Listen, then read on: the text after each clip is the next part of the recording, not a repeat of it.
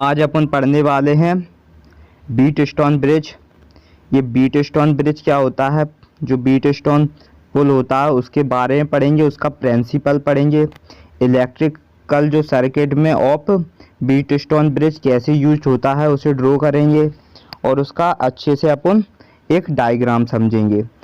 उसमें beat stone bridge में क्या होते हैं, 4 रेजिस्टेंस होते हैं और एक जो वैसे तो एक जो उनमें से रेजिस्टेंस कैसा होता है, वेरिएबल रेजिस्टेंस होता है और वो कनेक्ट होता है किससे, इक्विलैटरल सर्किट से। ठीक है, तो अपन उसकी आज बात कर लेंगे, उसे बिल्कुल इजी बना लेंगे क्योंकि आपके जो आने वाले पेपर में बीट स्टोन ब्रिज का ज़्यादा से ज़्यादा जिक्र हुआ है और वो एक आपका इम्पॉर्टेंट क्वेश्चन है। तो बीट स्टोन ब्रिज को अपन देख लेंगे कि उसका जो डिस्कवर है वो किसने किया है और उसका कैसा स्ट्रक्चर है। तो पहले शुरू करते हैं अपन बीट स्टोन ब्रिज को। देखो, बीट स्टोन ब्रिज की बात कर लेंगे। क्या है एक बीट स्टोन ब्रिज, बोले तो बीट स्टोन पुल है। बीट स्टोन पुल का जो इन्वेंटेड बोले तो आविष्कारक है वो है सैमुअल हंटर क्रिस्टी। कौन है? सैमुअल हंटर क्रिस्टी हैं। कह रहा है the Wheatstone bridge was invented by Samuel Hunter Christie है इन द ईयर 1833 में। 1833 में 1833 में इसका जो आविष्कारक किसने किया है बीट स्टोन ब्रिज का? सैमुअल हंटर क्रिस्टी ने। हाँ, कह रहा है वाज इम्प्रूव एंड पॉपुलराइजेशन, बोले तो इसे इम्प्रूव और लोकप्रिय अच्छा बनाने के लिए किसने किया उसे? सर चार्ल्स बीट स्टोन ने 1843 में इसे अच्छा बनाया, इसे प्रूव करके दिखाया और लोकप्रिय बनाया। किसने बनाया लोकप्रिय? सर चार्ल्स बीट स्टोन ने। सर चार्ल्स बीट स्टोन ने इसे और भी अच्छा बनाया और इसका जो इन्वेंटेड आविष्कारक है वो है सैमुअल हंटर क्रिस्टी। कौन है? सैमुअल हंटर क्रिस्टी है। अब आपको ये स्ट्रक्चर दिख रहा है, इसमें PQR क्या है? PQR एक क्या है? ये एक सर्किट है जिसमें ये रेजिस्टेंस है, लेकिन एस इनमें क्या है? एस आपका एक स्पेसिफिक रेजिस्टेंस है। तो Wheatstone bridge is widely use to measure the electrical resistance of circuit. जो इलेक्ट्रिकल रेजिस्टेंस सर्किट होती है उसे नापने के लिए, उसे मिक्सचर करने के लिए अपन क्या करते हैं? बीट स्टोन ब्रिज का यूज करते हैं। बीट स्टोन ब्रिज का यूज कब करते हैं? जब जो इलेक्ट्रिकल रेजिस्टेंस ऑफ सर्किट्स होती है उसे आप मिक्सचर करने के लिए बीट स्टोन ब्रिज का यूज करते हैं। नेक्स्ट समझ लेंगे कि इन दिस सर्किट यह जो सर्किट्स है there here to known resistance, 2 known resistance के नाम से जानती है। एक होता है वन होता है क्या? Unknown resistance and one variable resistance connect होती है इन दिस फॉर्म में, इस फॉर्म में कनेक्ट होती है। एक कैसा होता है? एक रेजिस्टेंस होता है नॉन रेजिस्टेंस, एक वेरिएबल रेजिस्टेंस होते हैं इसमें। ठीक है, और कह रहा है इसमें by adjusting the variable existing the variable resistor such that the current passing through the galvanometer, जो पासिंग थ्रो करती है द गैल्वेनोमीटर्स बिकम जीरो पे। किस पे पासिंग थ्रो करती है? गैल्वेनोमीटर पे। लेकिन कब करती है वो पासिंग थ्रो करती है? जब गैल्वेनोमीटर जीरो हो। कब हो? जीरो हो। और उसमें जो P/Q होता है वो बराबर होता है R/S से। किससे बराबर होता है? किसका इक्वल टू होता है? पैरेलल होता है वो। P/Q पैरेलल होता है R/S से। P/Q किससे पैरेलल होता है? R/S से।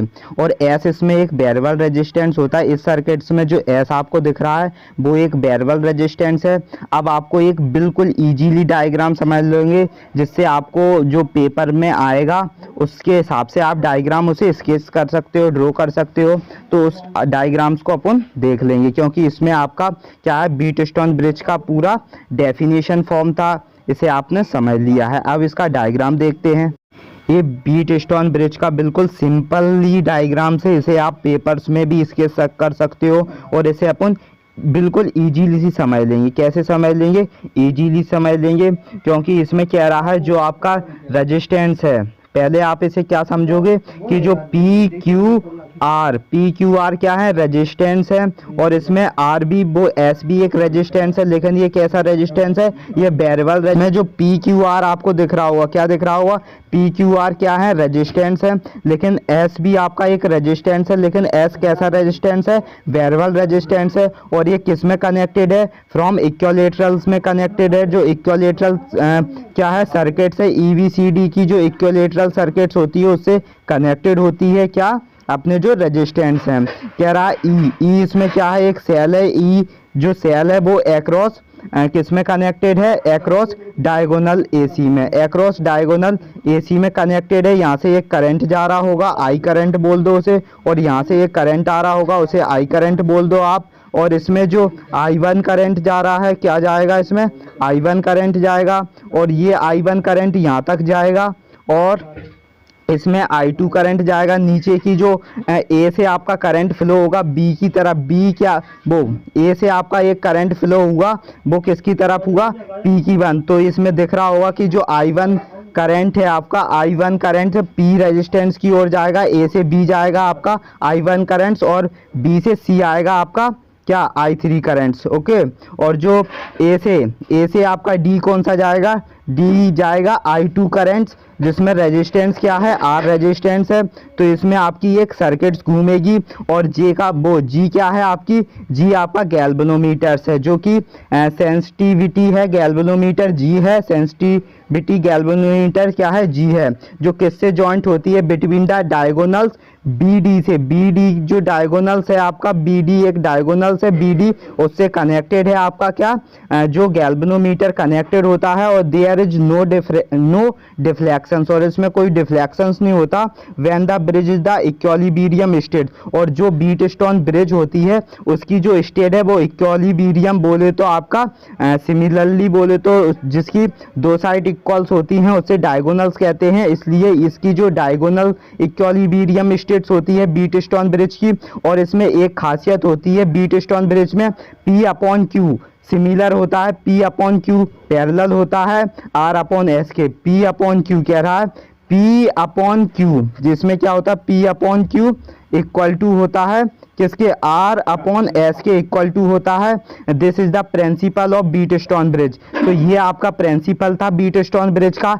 इसमें S आप ध्यान रखना, S क्या है आपका, वेरिएबल रेजिस्टेंस है, और इसमें आपको एक की देनी हो तो की दे सकते हो आप, यहाँ पर की दे सकते हो। इस की में अगर आप एक की यहाँ पर दोगे तो वो की 1 हो जाएगी, अगर आप सेकंड की देना चाहोगे तो सेकंड की यहाँ गैल्वेनोमीटर पे दे सकते हो, उसे की 2 हो जाएगी। दो आपके की हो जाएंगी। की से ये है कि आप इसमें कब करंट फ्लो करवा रहे हो और कब करंट मतलब ऑफ कर रहे हो। इसमें कब करंट्स फ्लो करने के बाद इस रेजिस्टेंस में आपको क्या देखने को मिलेगा, उस हिसाब से आप करंट फ्लो करवाओगे। तो बीट स्टोन ब्रिज को लगता है अपन ने पूरा इसका स्ट्रक्चर समझ लिया है, इसे बिल्कुल इजी बना लिया है।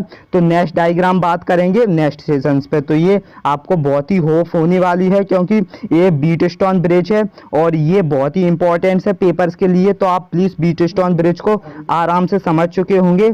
तो थैंक यू। अब नेक्स्ट बात करेंगे नेक्स्ट डायग्राम की।